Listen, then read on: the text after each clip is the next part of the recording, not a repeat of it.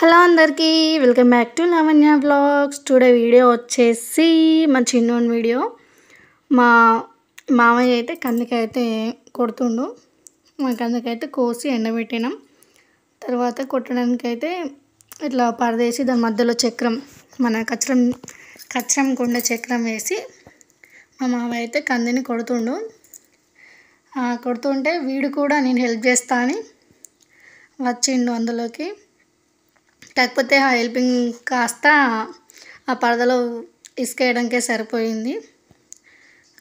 ఎండ మాత్రం దారుణంగా కొడుతుంది. ఎండకు అయితే కొట్టాలి, ఎందుకంటే ఎండకు కొడితేనే ఇది ఈజీగా అయిపోతుంది.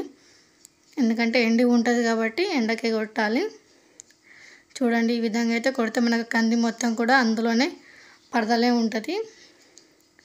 చూడండి, మా చిన్నోడు కూడా హెల్ప్ చేస్తాను వచ్చిండు, కానీ చిన్నోడిని చూపించడం లేదనుకుంటున్నారా? చూపిస్తారండి.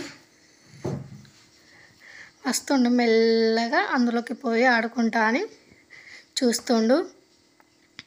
ఇంకేది ఇట్లా మట్టిలో పరద వరిచేసరికి ఇందులో మట్టి వేయాలని బాగా ఆలోచన వచ్చింది.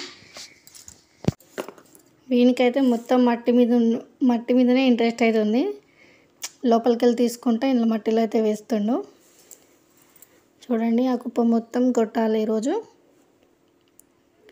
అలా అయితే ఈరోజు మా వాడికైతే రోజు అనేది గడిచిపోయింది. ఇక్కడ కందికాయ కాడ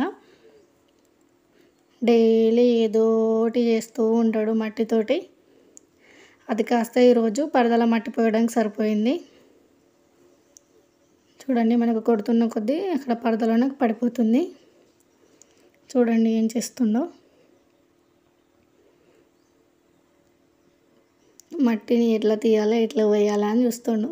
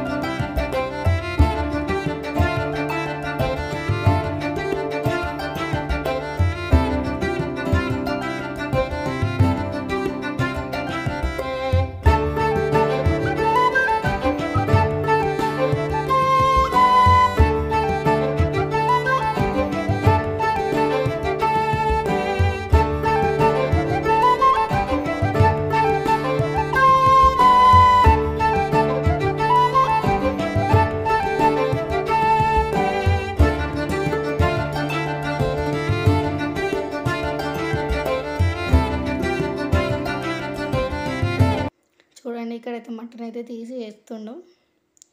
ఇంకా మనం చూడకపోతేనైతే అది కాస్త నోట్లోకి కూడా పోతుంది. ఎంతైనా కొంచెం మట్టి అనేది కొంచెం టేస్ట్ ఉంటుంది. సన్నపు మట్టి, నానిన మట్టి ఇంకా స్మెల్ అయితే చాలా బాగుంటుంది. చూడండి, మా కంది అయితే ఇలా అయిపోయింది. సగానికి అయితే వచ్చేసింది కొంచెం కొంచెం.